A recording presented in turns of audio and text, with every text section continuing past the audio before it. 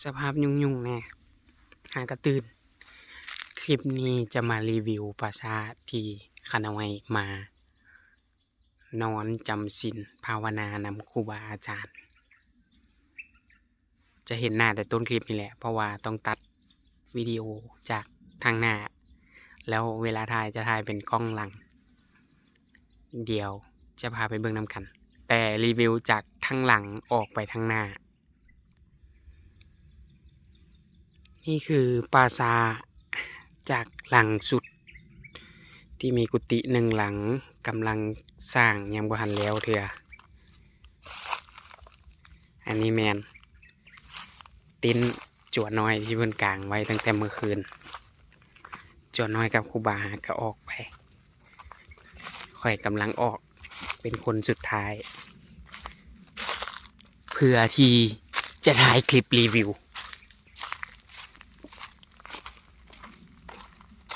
จะมีทางงางปราสาทนี่กว้างหลายเหมาะสำหรับผู้ที่มาแล้วอยากมาปฏิบัติธรรมหาที่วิเวกกับท้าทาย หรือว่าเอิ้นว่าหาความสงบอิหลีแล้วก็แฝงไปด้วยความย้าน เมื่อคืนนี้พระอาจารย์มหากับจั่วน้อยอีก6 องค์พากันนอนอยู่หมอนที่ว่ากลางเต็นท์วังกี้นี้เพิ่นได้ออกไปแล้วกับจั่วจากกุฏิหลังที่กำลังเฮ็ดยังบ่แล้วย่างมาใกล้ๆจะมีกุฏิอีก2 หลัง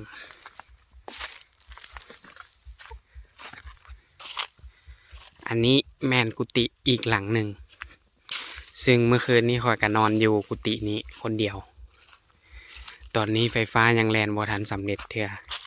นี่มีกุฏิที่เป็นกุฏิที่ครูบาอาจารย์มักมา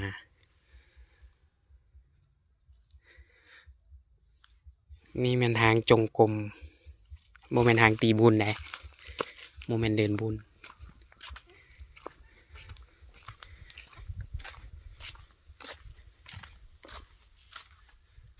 กุฏิที่ค่อยนอนเมื่อคืนอันนั้นแม่นห้องน้ำ3 ห้องเดี๋ยวแพนกล้องแป๊บหนึ่งบอนที่มีผ้าอยู่นี่แม่นบ่อน้ำบาดาลซึ่งตอนนี้ไฟฟ้ายังบ่ทันแล้วและน้ำบาดาลก็เป็นแบบคันโยกเนี่ยจับแล้วก็โยก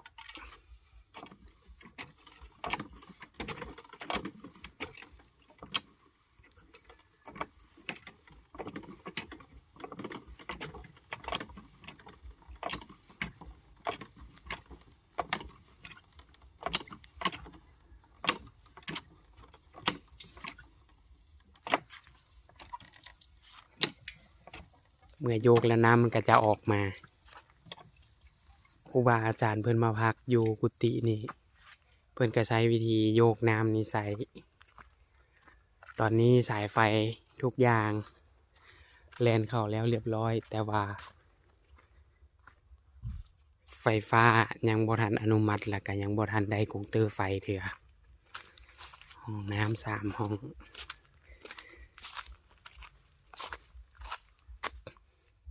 นั่นเป็นอีกกุฏิหลังหนึ่งที่ตั้งอยู่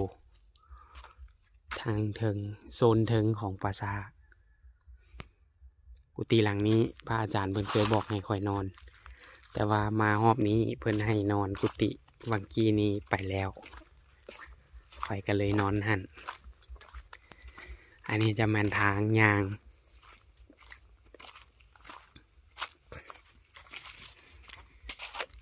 างลงมาโซนกลางของปราสาทจะเป็นโซนที่เพิ่นทรงสการจูดผู้เสียชีวิต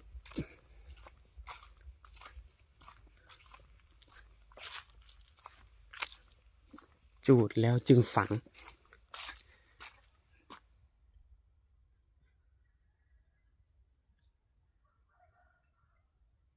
ผู้เฮ็ดตามใจตัวเองย่อมเดือดร้อนเสมอ ชนะตัวเองนั่นแหละเป็นการดี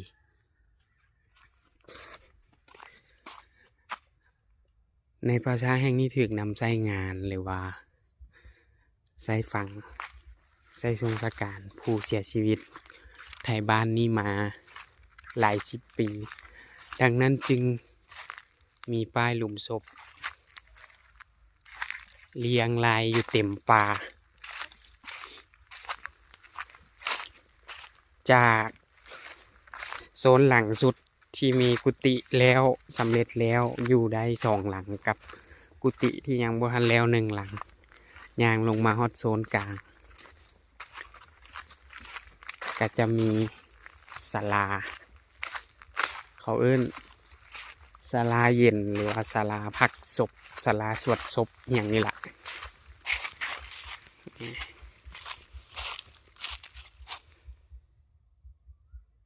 จะดีบ่ดีจะร่ำจะรวยจะยิ่งใหญ่จะเป็นผู้มีบารมีมีอำนาจหรือเป็นพ่อแม่ประชาชนชาวค้าขายสุดท้ายที่ไปก็จะถูกจูงเข้าป่าแล้วก็มีป้ายคนละ1 ป้ายเหลือไว้ให้ลูกหลานมากราบมาไหว้หลุมศพบางหลุมบ่ได้ใช้ป้ายเขาเจ้าก็จะใส่เป็นศาลพระภูมิแบบนี้หรือบางหลุมก็มีการซื้อธาตุมาใส่จูดแล้วก็ใส่ธาตุไว้มีหมอมีไหนี่คืออาวุธและนี่คือศาลาสวดศพซึ่งฮอบแล้วนี้ที่ค่อยมาก็มีโอกาสได้มานั่งสวดมนต์ทำวัดเย็นอยู่นี่ทำวัดตอนค่ำ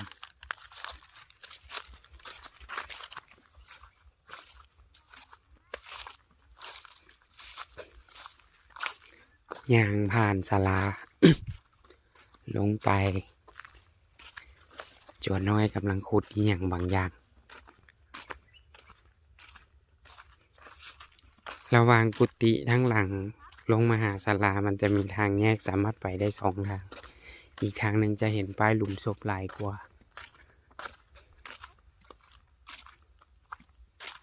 พูดอย่างจั่วฮะ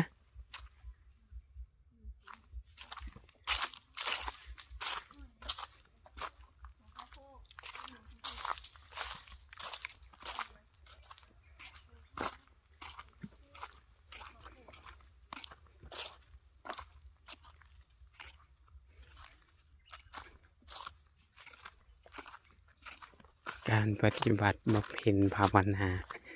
ครูบาอาจารย์เพิ่นบอกว่าย่านบนใดให้ไปบนนั้น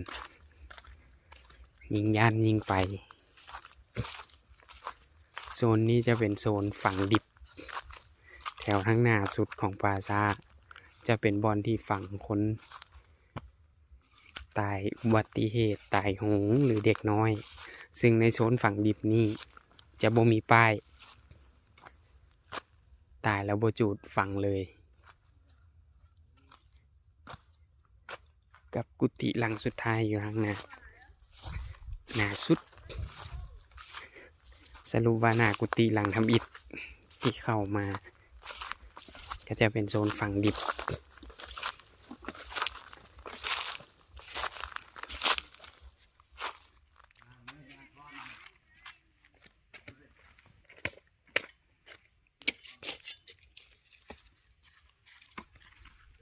ครูบาอาจารย์เพิ่นกำลังให้ไทยบ้านช่วยกันสร้างห้องน้ำอีก3 ห้องอยู่ใกล้ๆกับกุฏิทางหน้านี่เพื่อห้องรับผู้ที่จะมาปฏิบัติธรรมเดี๋ยวจะย่างไปทางออก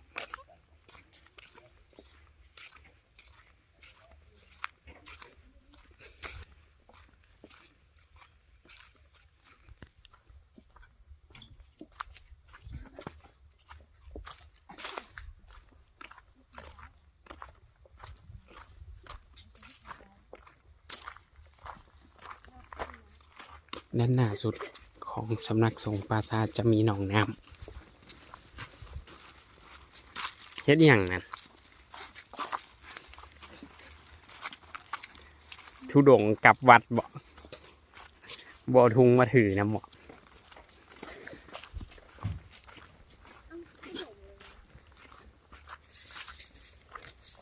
นอกน้ำนี่เกิดจากการกั้นฝ่ายเฮ็ดหนทางเขา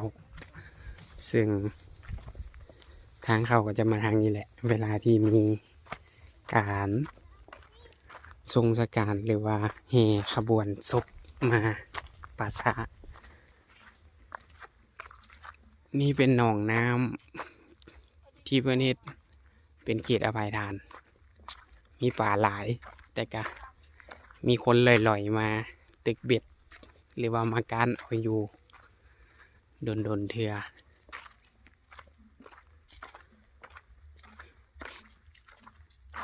ฝั่งนั้นของหนองน้ำก็จะเป็นป่าหน่อยหนึ่ง ซึ่งพระอาจารย์เพิ่นได้เฮ็ดเป็นสถานที่นอนวิเวกกับจงกรม ซึ่งเพิ่นมักมาแล้วเพิ่นมักไปนอนอยู่ข้างหน้า เพราะว่านอนเฝ้ากันบ่ให้โจรมาลักป่า เพราะว่าเป็นเขตอภัยทาน อันนี้คือทางย่างออกไปหน้าสุดของปราสาท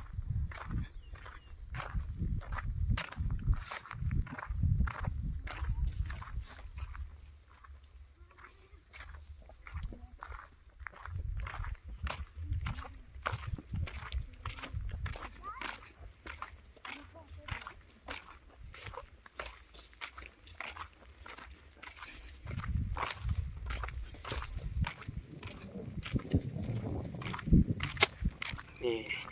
สุดเขตหนองนี้ที่มามันเนี่ยแล่นก่อน ก็จะหอดทางออก ทางออกเป็นประตูที่ใช้ไม้ไผ่สอดแบบ